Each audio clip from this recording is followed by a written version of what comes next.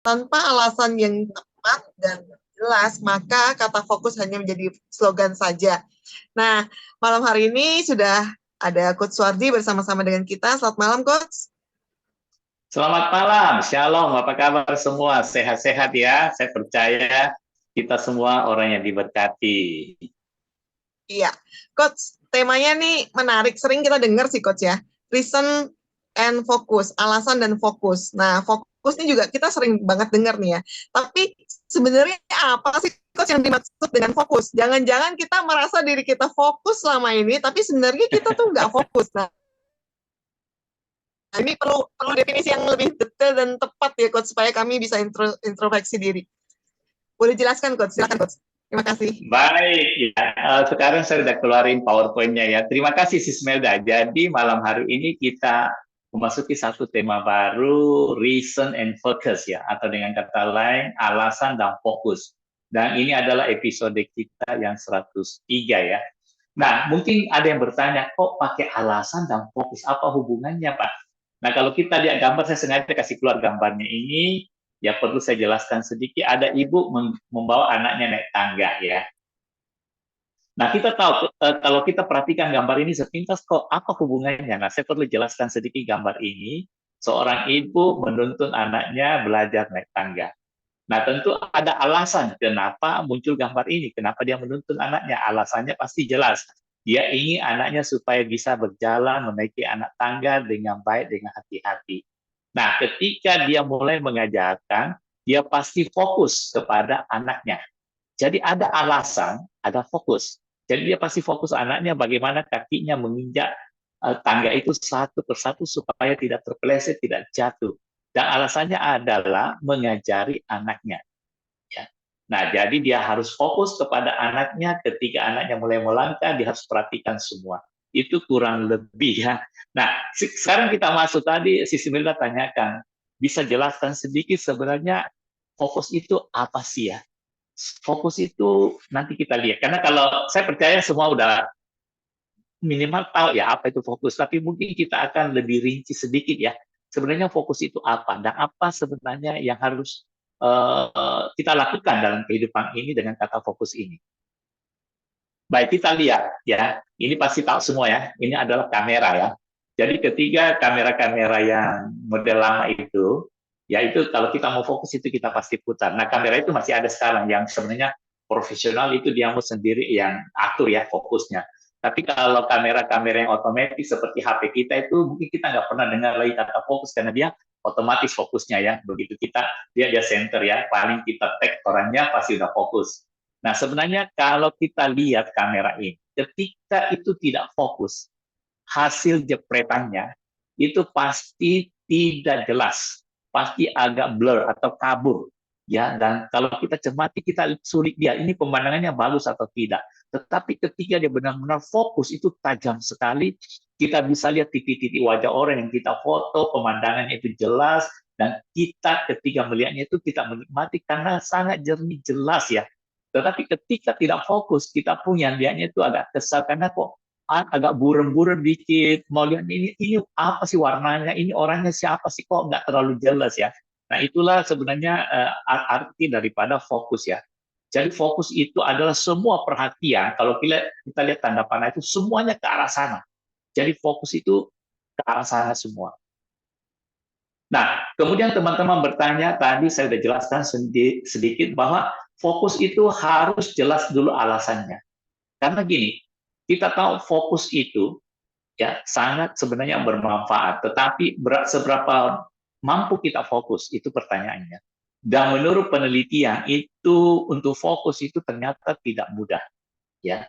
Nah, tentu kita harus tahu alasan dulu. Kalau alasannya jelas, tepat semua, maka kita akan fokus. Seperti tadi ibu itu, ya jelas alasannya dia adalah mengajari anaknya berjalan dari anak tangga. Dan dia mau anaknya fokus supaya tidak jatuh, tidak lecet. Dia tahu supaya anaknya itu bisa naik anak tangga. Jadi dia fokus bagaimana kaki anaknya melangkah, dia fokus kepada anaknya supaya betul-betul jelas nanti bagaimana dia melangkah.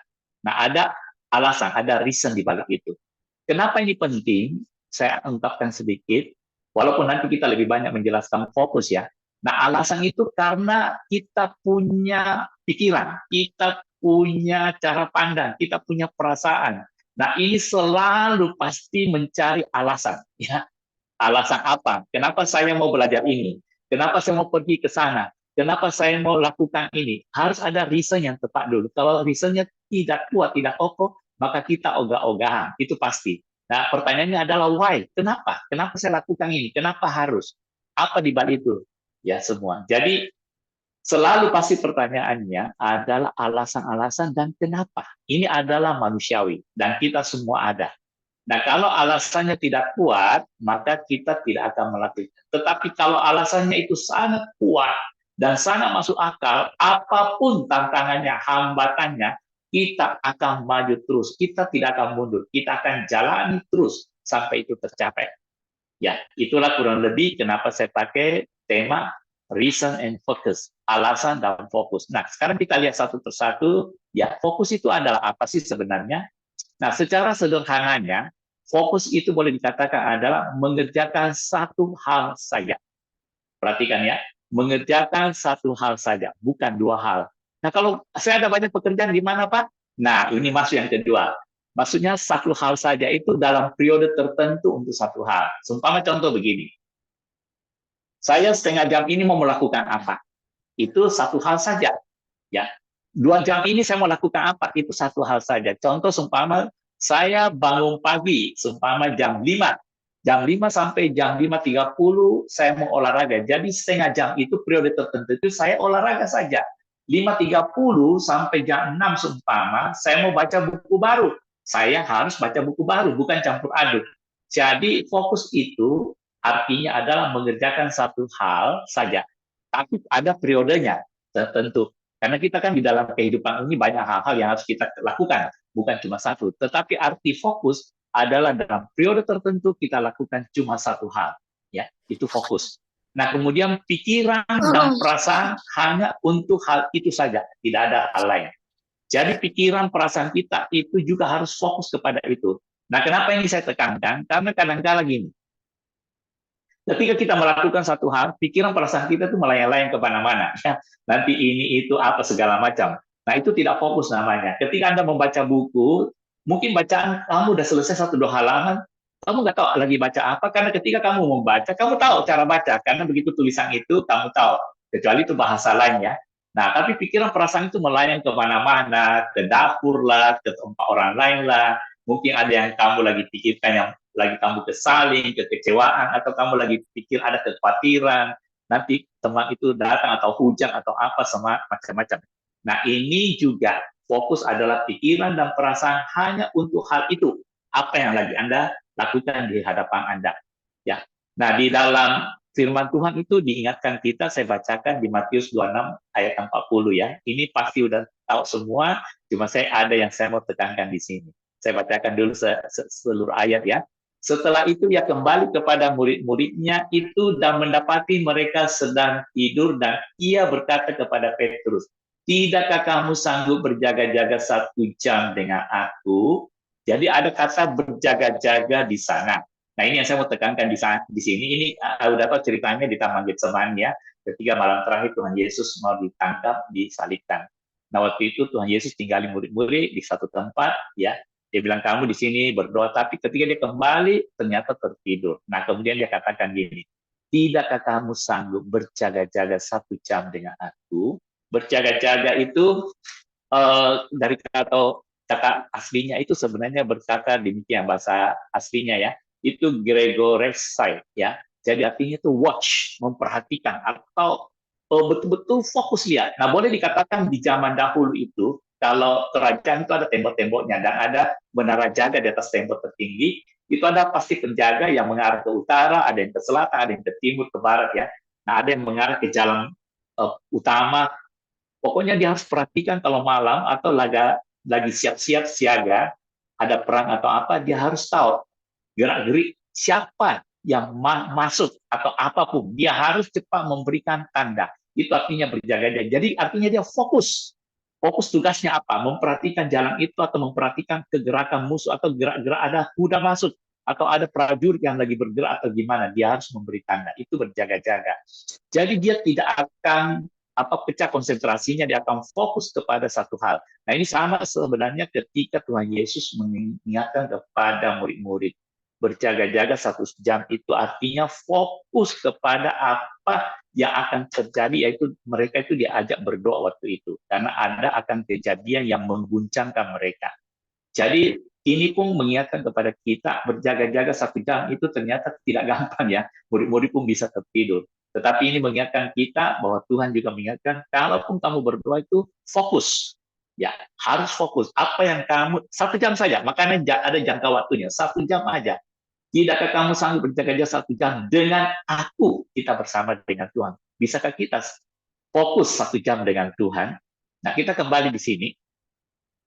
Fokus adalah keberadaan diri juga untuk hanya satu hal. Saya pakai kata keberadaan diri. Seluruh keberadaan diri kita itu hanya untuk satu hal. Tidak boleh, karena diri kita ini ada panca indera di sini ya. Jadi saya mau ingatkan kepada kita, jadi tidak boleh ada gangguan lain. Karena panca indera kita itu ada penciuman, ya, ada perasa, tiba-tiba ada cium makanan masuk, itu mengganggu juga. Pendengaran kita ada suara-suara, ya. Nah, semua itu mengganggu semua. Jadi menutup diri dari persoalan lain. Jadi artinya totally, kalau fokus itu menutup diri dari persoalan lain. Jadi seumpama dalam setengah jam itu apa yang Anda mau kerjakan itu tutup diri hanya untuk itu. Nah, di dalam firman Tuhan Matius juga Tuhan mengingatkan, tetapi jika engkau berdoa, saya pakai hanya aja ya, masuklah ke dalam kamarmu, tutuplah pintu. Nah, ini peringatan buat kita untuk berdoa, masuklah ke dalam kamarmu, tutuplah pintu. Artinya fokus, tidak boleh ada gangguan, tidak boleh kemana-mana ya. Jadi menutup diri dari persoalan lain, mengarahkan seluruh kemampuan hanya pada satu hal saja. Nah, ini yang namanya fokus. Jadi mengarahkan kemampuan hanya satu hal saja. Ini secara sederhana ya. Nanti kalau ada pertanyaan silakan chat Ibu Sismelda maupun Brosyu, atau nanti boleh langsung kita diskusi ya. Nah, kata fokus itu saya boleh ambil begini. Nah, jadi dari bahasa Inggrisnya ya, nanti saya terjemahkan. Fokus itu F-nya adalah gini, follow. Follow one. Jadi O-nya itu one, C-nya itu course, ya. U-nya itu until successful. Jadi follow one course until successful. Artinya kalau bahasa Indonesia gini, ikuti satu saja sampai berhasil. Jadi satu saja sampai berhasil, itu namanya fokus. Ya, itu mungkin sistem Melda kurang lebih ya, yang saya bisa jelaskan. Ya, apa itu sebenarnya fokus?